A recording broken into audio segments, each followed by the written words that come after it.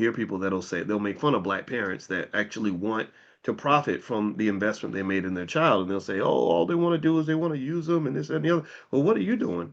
You didn't care nothing about this kid until he became a professional athlete, and now you want to surround him and give him all these services where you're taking all these fees off the top of his paycheck.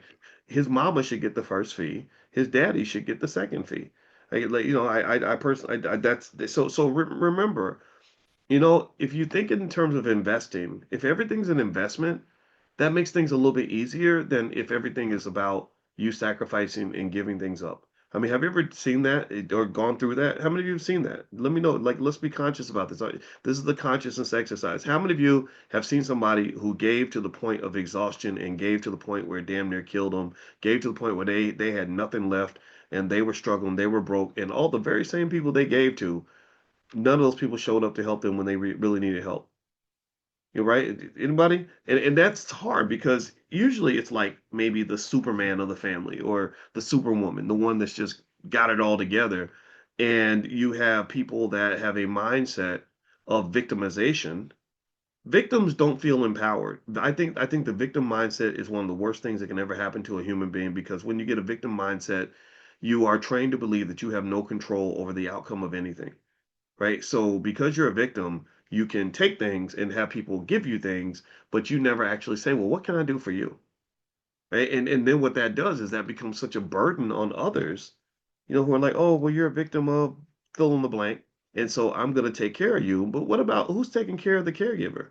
Let me just tell you, in fact, it's personal for me now that I think about it.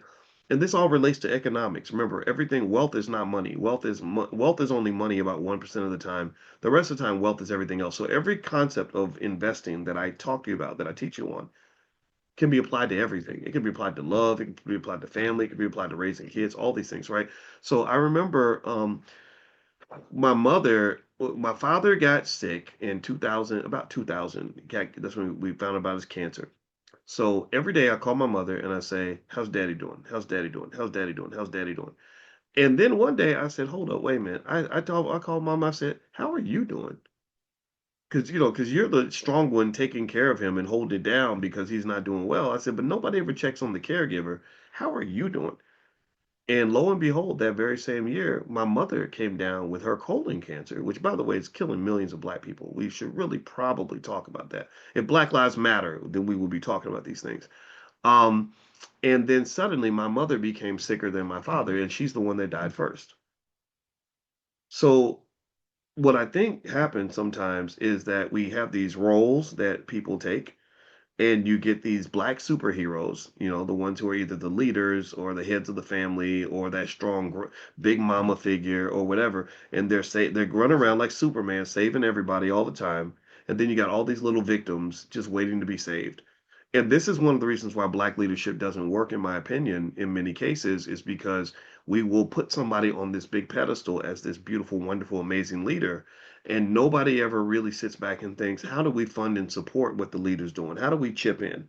How do we become an army for that leader, a financial army, an army in terms of just resources and support? Like, how do we, what do we, everybody I'm gonna tell you this is interesting. And, and we can circle this to economics.